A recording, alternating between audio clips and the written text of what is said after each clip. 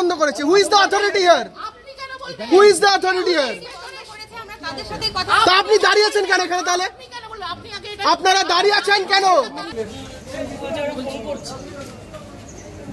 এরকম অবস্থা করলে তালা দিতে হলো। তালা দিতে এমার্জেন্সি তো তালা করে। চিত্ত দরজাটা খুলবেন? খুলুন গেটটা, গেটটা খুলুন, খুলুন গেটটা। এই যে আপনি যখন এসেছিলেন তখন খোলা ছিল? আপনি কোন আইন লাগিয়ে রেখেছেন? তাহলে কেন আপনি লাগিয়ে রেখেছেন? কারণ this is emergency, this is emergency কে আপনি কেন লাগিয়ে রেখেছেন? মিডিয়া ঢুকবে না, মিডিয়া ঢুকবে না।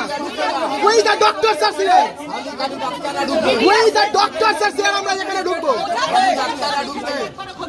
বোঝা যাচ্ছে না বলছেন? আপনাকে বলা হচ্ছে না ঢুকবো না। এটা এমার্জেন্সি 24 ঘন্টার জন্য খোলা থাকে। আজকে যদি কোনো পেশেন্ট আসে ভেতরে ঢুকতে যায়, যখন কেউ দেখাতে চাই, কি করে ঢুকবো?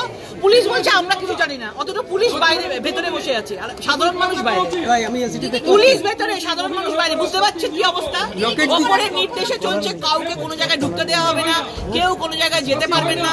তালিবানি শাসন চলছে। মুখ্যমন্ত্রী কিছুক্ষণ আগে সাংবাদিকদের বলেছেন যে মেয়েদের রাতে বেরোনো, সেদিন উঠে তিনি প্রশ্ন তুলছেন যে কলেজ কর্তৃপক্ষের দেখা উচিত বিষয়টা মুখ্যমন্ত্রী বলছেন। ভেবে দেখুন, অপারেশন সিঁদুর হয়েছে, ওই সোফিয়া কুরেশি, ভূমিকা সিং রাতের অন্ধকারে পাকিস্তানের সঙ্গে যুদ্ধ করে এসেছে।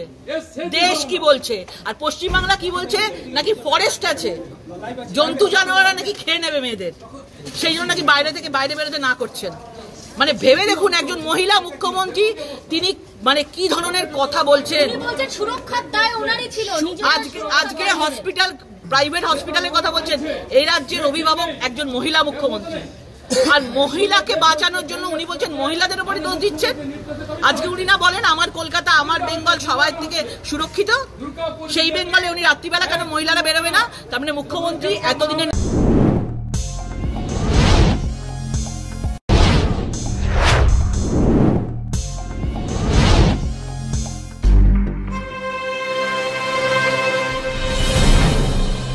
জেলার সমস্যা হোক বা খুশির খবর, শহরের হাহাকার থেকে আপনার ব্যথা, জেলার গর্ব হোক কিংবা জেলার মেধা, গ্রামের অজানা গলি থেকে শহরের ব্যস্ত এলাকা, সব জায়গার খবরের ওপর রয়েছে নিউজ আই 24 ডিজিটালের নজর।